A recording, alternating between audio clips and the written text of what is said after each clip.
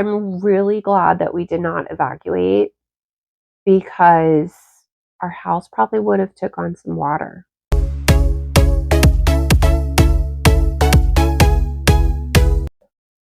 Hi friends, I am here just sharing a life update after Hurricane Milton, and also just wanted to share some tips with you guys and things that helped us get through this hurricane. We are all safe. Our house is safe.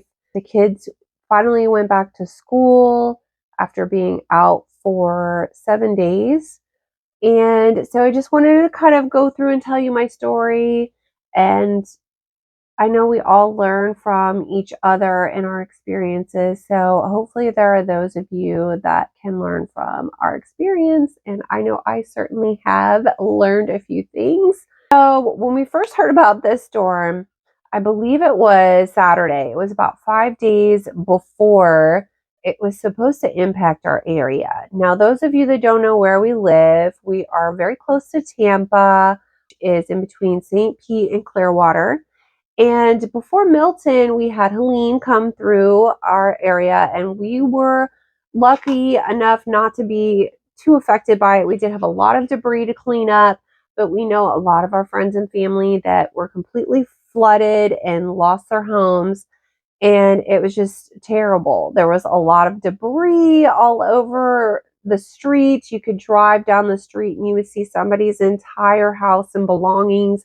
They just put everything out on the side of the road. I mean, we're talking furniture and appliances, and it was just sad. And then all of a sudden we have Milton, who is on the way to hit us. And so those individuals I know that were really affected by Helene, they left. They were like, I just can't deal with it, because this is a very stressful event and it can be tragic to go through and experience this, and it can cause a lot of anxiety. So we knew on 5 days before that it's coming towards us. Now, hurricanes in the past have always, within the last 24 hours, could change their path. So we knew that. We still had plenty of time to prepare. But my husband and I decided, let's go, let's start now. So Saturday, 5 days before, we went and filled up our gas tanks in both of our cars, and we went together, and we could see it was a little, people were not panicking, but there was a line to get gas.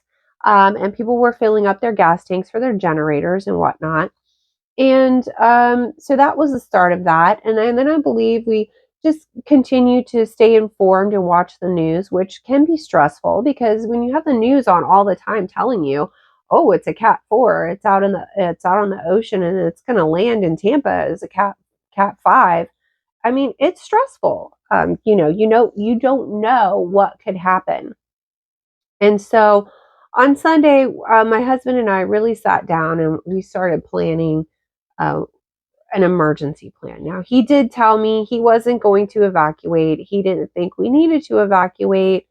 And he told me I could leave if I wanted to and take the kids, but he would stay here and take care of the house. Now, we live in a non-evacuation zone. So technically, we're in one of those houses that if there's friends or family that have to evacuate from the evac zones, they can come here and stay with us, because we're on higher ground. We're 60 feet above sea level. And if you're ever buying a house in Florida, I highly recommend looking for the non-evac zones, and if you can stay out of a flood zone as well. We're in flood zone X, which means that it hasn't flooded here in over 500 years. The other thing is we just had hurricane impact windows installed in May. So we were very confident. I mean, when you spend that much money on windows, so we were very confident that we were going to be okay. My only concern was our roof is older. It's not that old, but it still doesn't meet the standards of today. If we had a new roof installed, it would need to meet some higher standards to be hurricane impact. And then we also have a large tree in our front yard that kind of concerns me. So my husband and I sat down and we talked about, okay, let's go through all the what if scenarios. What if this tree does something to our house? What if something happens to our roof? What if, I don't know, what if.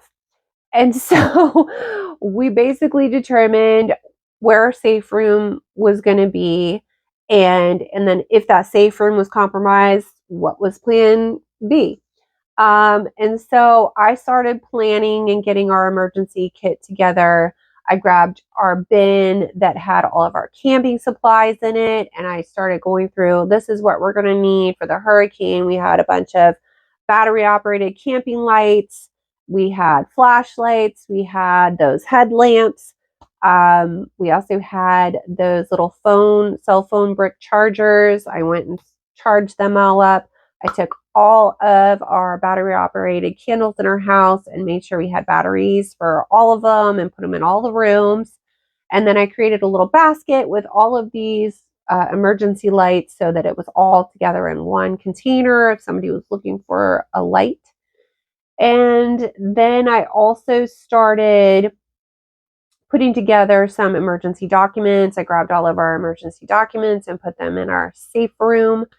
And then I also, as things kind of went towards, this is really happening, this is really coming more towards our area later on in the week, I even had the kids, it was the day before, I even had the kids just pack a bag with their favorite clothes and underwear and just put it in a bag and put it in our safe room.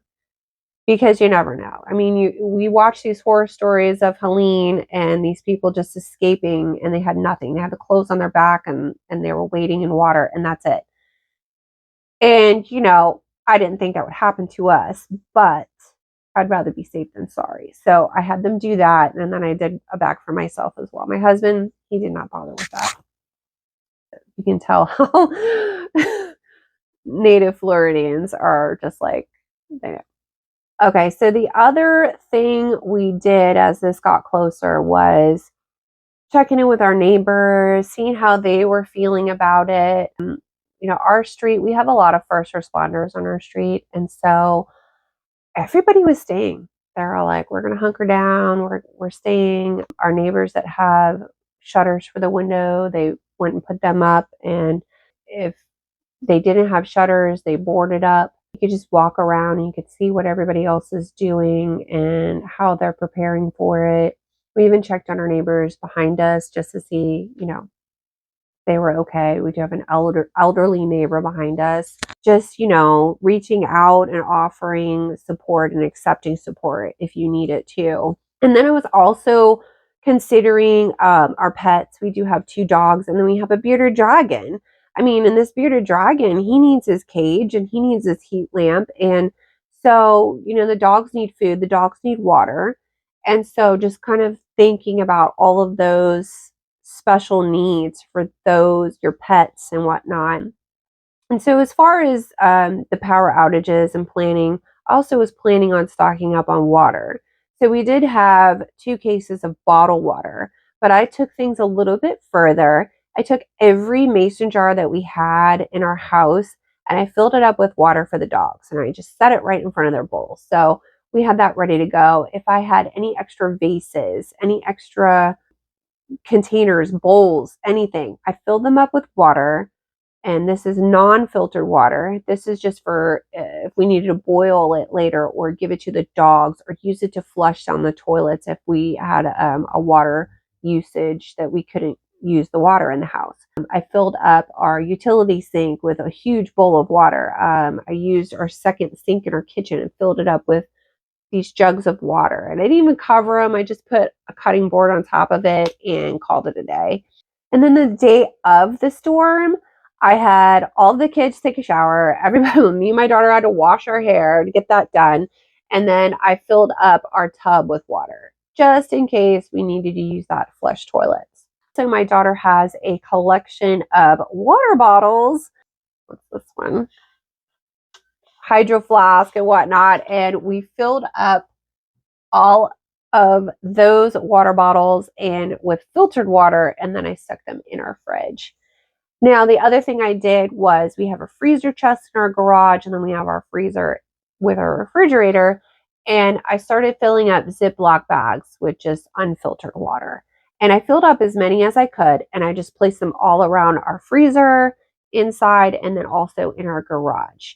That way, it would help to sustain the freezer almost like a cooler if our power went out. Let's talk about what happened the night of the storm. So during the storm, and I'm not going to lie, I did drink a whole bottle of wine to myself. I do not recommend to do that, but it was the only way I could like keep my sanity. I mean, when you're sitting around and just listening to the news that this devastation is coming towards you, I mean, it causes an anxiety and stress level that I can't even explain. And then it starts happening, and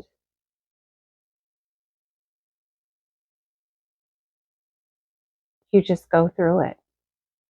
But I will say that I'm really glad that we did not evacuate, because our house probably would have took on some water.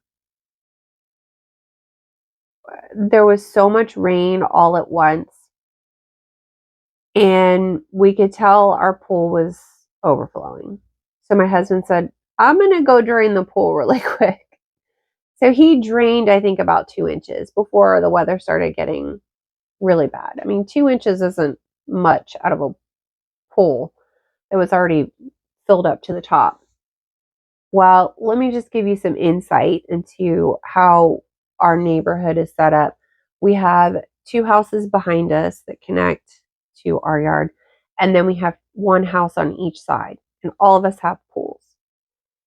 So, and I shared a lot about this on Instagram in my stories because I still had a cell signal at the time. I looked outside at our backyard and I saw that it was flooding. And thankfully, when we had our pool deck pavers redone, we had a drain installed so that if the pool overflows, and then also the pavers slope down away from the house so the water can't really go up. It's going to go back in the drain, and then the drain goes out into the yard. Well, the yard was overflowing. And our bathroom door on one side of the house, I could see the water was getting up there, and we have a little ledge to keep the water from coming in. It's still very raised. But I started freaking out that the other water is going to go in our bathroom, and then it's going to go in our bedroom, and we didn't have flood insurance, so let's figure this out. So my husband went and got some caulk, and you can use silicone caulk for something like this in an emergency. And he caulked the outside of the door. We were still concerned that that wasn't going to prevent it. He took a scrap piece of wood, and then he wrapped it in a black contractor trash bag.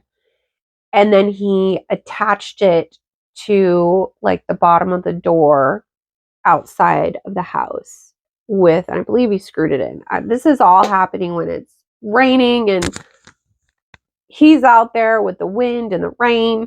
And so he attached it, and then I gave him some towels, and he shoved those in between down at the bottom. So we've got the caulk, the wood, the trash bag, the towels, and then on the inside I had towels just in case. Well, that prevented it from coming in the house. So I don't even know if the water even got high enough to come in the house, but we just wanted to be proactive and set that up. Well, at the same time, I was looking at our side yard, and I noticed there was a lot of puddling going on by our trash can area. We have a garage door that opens out that way too. So we have the car garage door, and then we have just a door on the side of the house. And I asked my husband, do you want to go check? Do you care if the garage has water coming in? He's like, no, that'll be fine. Because our garage is very minimal. We use it to park cars. There's not a lot of things that we have on the ground. And we refinished the garage 2 years ago. So, it's pretty clean. My husband went out to the garage to get something, I think a tool. And then he noticed there was like half an inch of water on the floor. And so like, uh-oh, a lot of water got in that way somehow. Well, at that point, he had locked the garage door with the hurricane lock. So when you have an impact door, you can lock it so the wind doesn't get it. So he unlocked it, opened the door, and all the water rushed out. So that fixed that problem. It was almost like, taking a hose and hosing off the garage floor. It really didn't cause any damage at all. It was basically just like cleaning it with a sprayer. But then we're figuring out where is this water coming from? So, he gets rain jackets on and boots, and went through like 2-3 rain jackets until I finally gave him my rain jacket that I bought for a trip to Alaska. And it fit him because I sized up to allow larger clothes underneath of it. And so I said, put my jacket on. He came back and he says, wow, your rain jacket's really good rain jacket. So I'm going to link that in the description. So he went outside without telling me that he was going to go outside and to see where this water was coming from on the side of our house. And I don't know what happened. Next thing you know, he wasn't there anymore. And I was like, where is your father to my kids? And I'm like, where is he? And they don't know where he is. And we're looking everywhere, all over the house, and looking in the backyard and looking in the front yard. And by then, the wind is howling. You couldn't hear yourself talk. And I literally was opening the door, screaming his name. Opening every door, screaming his name, wondering where he is. I literally thought he was outside injured or something, and I didn't know where he was. And then finally I see him come through the front door. And I'm like, where were you? Did you hear me screaming? No, I didn't hear you screaming. I'm screaming at the top of my lungs. And he said, the flooding is coming from our neighbor's pool. And basically all of our neighbors' pools overflowed. And that is why we had so much water in our yard. All the pools overflowed. And so her pool overflowed into our side yard, and it didn't have anywhere to go because our gate didn't have enough room underneath of it. It was like right on the ground. It didn't have enough room underneath of it for the water to run through. So if he opened the gate, all water would just go out to the street, to the storm drain. So that was a problem. And so he figured out a way to take some of those straps. I don't know, it was like these straps that we had in our car for an emergency to tie something down. And then he was able to keep the gate held open during the storm. But he had to go back out in this crazy weather, which I do not recommend you doing. But again, if we had evacuated and let this happen on its own, things would have been much different.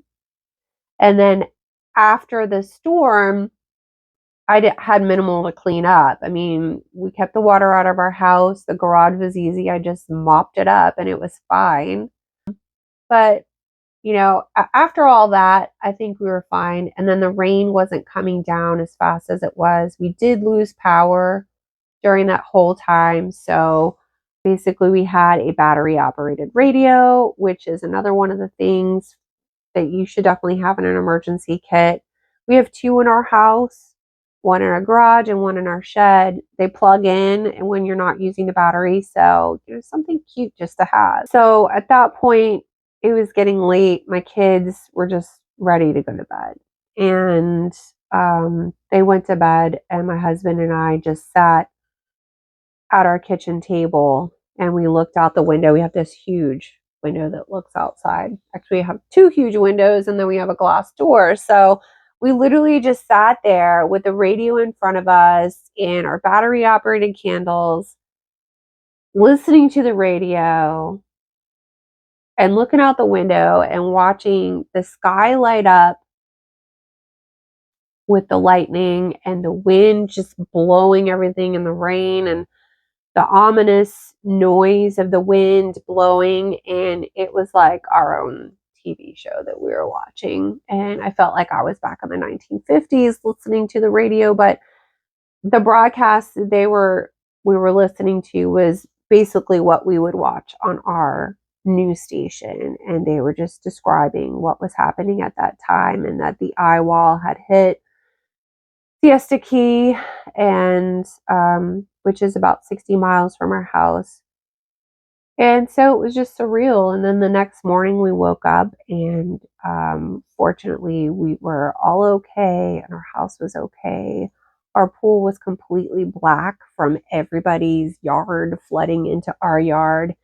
And of course, I had a black mulch that had been dyed by our pool, and I think a lot of that mulch got in our pool. So we definitely had to treat our pool after that. All of our neighbors were okay too. Our neighbor behind us had a pine tree fall on our fence, caused minimal damage. Our neighbor's fence gave out, the one that had the pool coming into our side yard. And so my husband went over there and helped her fix her fence. For the most part, we were okay. Our power was still out. My husband hooked up our generator and plugged in our refrigerator to it. Coffee machine, 'cause gotta have coffee. And then we could still handle a few other appliances on there. I have a cute little griddle that I use to plug in, and a kettle. And that's just amazing to have one of those to cook with if your stove is electric and you can't have our small generator wasn't going to power the stove and the refrigerator. So, having and the Instant Pot, having those little appliances that you could plug in and use, because the Instant Pot has a saute option too, so you could use that to saute food if you have a generator only. Otherwise, you would need some type of propane griddle or propane stove. You could also do charcoal. We have a charcoal grill and a little fire pit that we could have cooked off of too. The other thing is that night we installed that little AC unit I told you about in our bedrooms, so that we had AC. And I'm just going to tell you that the traumatic experience of going through something like this, it takes its toll on people. In fact, that night while we were sleeping, I heard the wind of the AC unit, and I jumped up out of bed and I told my husband, "We have to close the windows. The hurricane's going to blow the roof off." And he freaked out. We had a couple windows open that we left open because, no power in Florida, but it was a beautiful 60 degrees outside. Went and looked, and he's like, "What are you talking about? The windows are fine." And I was like, "Oh my gosh, just ignore me." I literally thought I was still in a hurricane the next night, because I heard the AC unit. And he laughed about it and made fun of me the next day to his coworker, but whatever. But I was definitely reaching out to all of my friends that see if they need anything in the area, and our neighbor, the elderly neighbor, and then just also making sure everyone knew that we were okay, because I know a lot of people were worried about us. But I will say that if you had more damage, and to make sure you document it, I took those before videos of our property, and if we had any damage, I would have taken the after videos to document it. I'm just going to go through some hurricane tips for you really quick. 1, stay informed. Keep an eye on the weather. I know it's stressful to watch it nonstop, so just stay informed. Create your emergency plan. Build an emergency kit.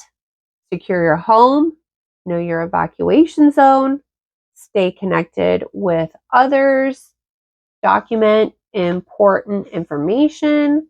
Consider special needs for your family or your pets. Fuel up or get extra gas or propane. And then stay positive and support each other. Now, a few tips for after a hurricane if you don't have power. Again, staying informed.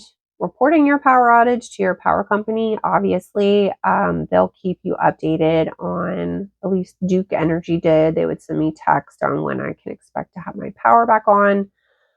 Checking on your neighbors. And then making sure your emergency kit has the basics like the water, the non-perishable food, the flashlight, extra batteries, making sure your food in your fridge is still good. Before the storm, we planned to cook. We had a lot of raw chicken, and we were like, let's just cook all this chicken. That way it's done, because if we lose power, how are we going to cook all this chicken? So we cooked all this chicken. And yes, our power did go out for about 12 hours before we hooked our generator back up on it. Was the chicken still okay to eat? Yeah. But if it was raw, probably not. It's like 4 hour, I think, is the rule. In any case, if we were unsure, like we just cooked that chicken like as hot as can be, everybody was fine. But if you are not sure how long your power has been out, then I wouldn't take any chances. I would just throw it all out. And, if you're like, I'm not sure if this is good.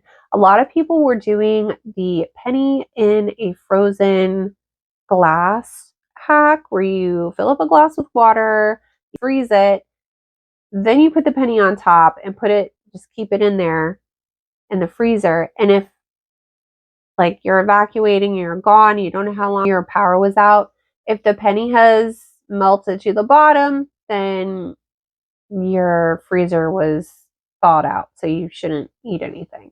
So I would say to stay away from floodwaters. I think a lot of people go out in the water and they're not prepared to do it. I mean, if you have to do it, make sure you have the right shoes or boots on so that you're not getting any of this contaminated water, especially if you have cuts or if you step on something and you get cut. I have some Hunter rain boots that I wore during the daytime over to visit a family member's property because it was flooded over there. So we went over to check it out to assess the damage. And so I wore those boots and they are amazing. Now, if you're walking around in the dark, you still have to be careful because this rubber is not going to protect you if you step on a nail. So just keep that in mind. And then also there's a lot of down power lines. I know we saw trees just entangled in power lines, and that's dangerous, so just be very, very careful if you go out to try to assess damage, and even picking up debris afterwards. You don't know what you're going to find in this debris. And then conserving your battery for your phone. Your friends and family want to keep in touch with you and make sure you're okay. So if you lose power and you don't have a lot of battery life, I know once we got our power back on 3 days later, I took our charging bricks and I gave it to friends that still didn't have their power. And I was like, here, just take this. I'm not using it. And we did the same thing with propane or gas, since we didn't need our generator anymore. So we gave it to people that did need it. I also just wanted to share a quick tip when you're using a generator. And just to make sure you're following those safety guidelines, you can go to redcross.org, and even the instruction manual that comes with your generator would have these tips. But the main concern is to keep it away from your house. Do not use it indoors. And one of the things that we did, kept a few carbon monoxide monitors in our house, even though our generator was in the middle of our yard away from our house, if we had the windows open and whatnot, just to have those out, just to make sure that you don't have CO poisoning from the generator. Now, we do have one that we take with us to hotels and Airbnbs if we're staying somewhere, just because you never know that we have one that's our travel CO monitor. So if you stayed with me until the end, I hope my story was helpful to you. And I know a lot of people in this area are still affected, and the news has talked about even a hotline number you can call if you need to talk to somebody about it. And I feel like I don't usually post videos like this ever. So for me, maybe this is my therapy, to just talk about it with somebody else. And so thank you for listening, and I hope that you decide to subscribe. I typically post videos about DIY projects and crafts. And I'm very active over on Instagram. So if you'd like to give me a follow, I'd love to keep in touch with you. Thanks for watching. Bye.